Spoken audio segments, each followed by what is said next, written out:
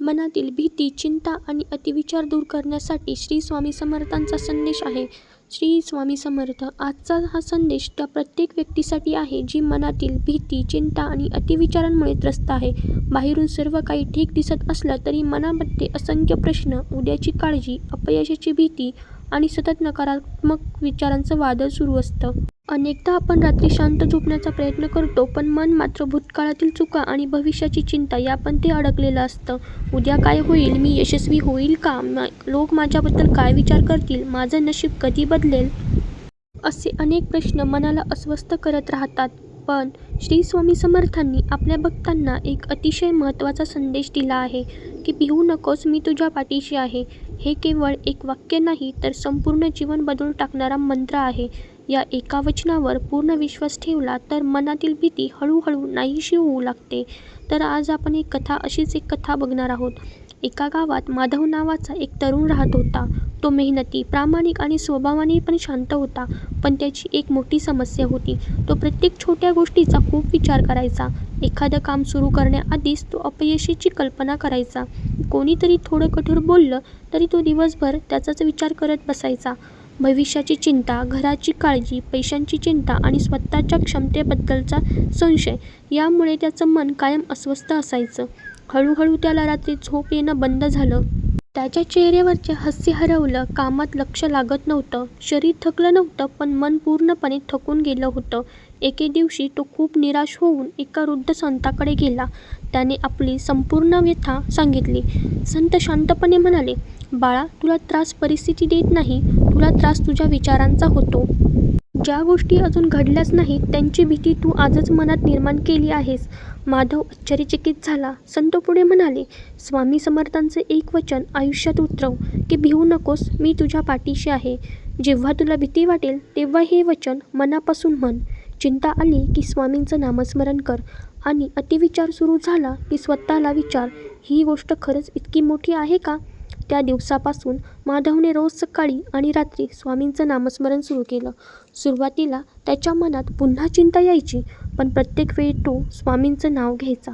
हळूहळू त्याचं मन शांत होऊ लागलं. काही महिन्यांनी लोकांनी त्याच्यात मोठा बदल पाहिला. पूर्वी प्रत्येक गोष्टीला घाबरणारा माधव आता आत्मविश्वासाने निर्णय घेऊ लागला होता. परिस्थिती बदलली नव्हती, पण परिस्थितीकडे पाहण्याचा त्याचा दृष्टिकोन बदलला होता. भक्तांनो, आपल्या जीवनातही असंच घडतं. आपण अनेक वेळा अशा गोष्टींची चिंता करतो ज्या कदाचित कधी घडतच नाहीत. मन सतत भविष्यामध्ये भटकत राहतं आणि वर्तमानातील आनंद आपण हिरावून बसतो. स्वामी समर्थ शिकवतात की जे आपल्या हातात आहे ते प्रामाणिकपणे करा आणि जे आपल्या हातात नाही ते परमेश्वरावरती सोडा. लक्षात ठेवा, चिंता केल्याने समस्या सुटत नाहीत, उलटं मनाची शक्ती कमी होते. भीती ही बहुतेक वेळा वास्तवांपेक्षा कल्पनांमधून निर्माण होते. आपण मनात इतक्या नकारात्मक गोष्टी तयार करतो की त्या आपल्यालाच सत्य वाटू लागतात. स्वामी समर्थ सांगतात की विश्वास हा भक्तीचा सर्वात मोठा औषध आहे. त्याच्या मनात श्रद्धा असते, त्याच्या मनात धैर्य निर्माण होतं. ज्याच्या मनात धैर्य असतं त्याला कोणतीही परिस्थिती मोडू शकत नाही. अतिविचार हा मनाचा सर्वात मोठा शत्रू आहे. एका समस्येवर विचार करणे योग्य आहे, पण त्याच समस्येवर 100 वेळा विचार करणं, स्वतःलाच त्रास देणं आणि प्रत्येक गोष्टीतच वाईटच होईल अशी कल्पना करणं हे मनाला कमकुवत बनवतं. स्वामी समर्थांचा संदेश स्पष्ट आहे. मनाला योग्य दिशा द्या. मनाला भीती शिकवू नका, विश्वास शिकवा. दररोज काही मिनिटं शांत बसा, डोळे मिटा, स्वामी समर्थांचं नामस्मरण करा. हळूहळू श्वास घ्या आणि मनात म्हणा, श्री स्वामी समर्थ, श्री स्वामी समर्थ, श्री स्वामी समर्थ. तुम्हाला जाणवेल की मनातील गोंधळ कमी होऊ लागला आहे. जीवनात संकट येणारच. कधी आर्थिक अडचणी येतील, कधी नात्यांमध्ये गैरसमज होतील, कधी अपयश मिळेल, पण प्रत्येक संकट कायमचं नसतं. रात्र कितीही मोठी असली तरी सूर्योदय नक्की होतो. त्याचप्रमाणे दुःख कितीही मोठं असलं तरी त्याचाही शेवट होतोच. म्हणून संकट पाहून घाबरू नका. स्वामी समर्थांवर विश्वास ठेवा, कारण श्रद्धा असलेल्या व्यक्तीला भीती जास्त काळ टिकवू शकत नाही. आजपासून एक छोटा संकल्प करा. जेव्हा जेव्हा मनात भीती येईल तेव्हा स्वामींचं नाव घ्या.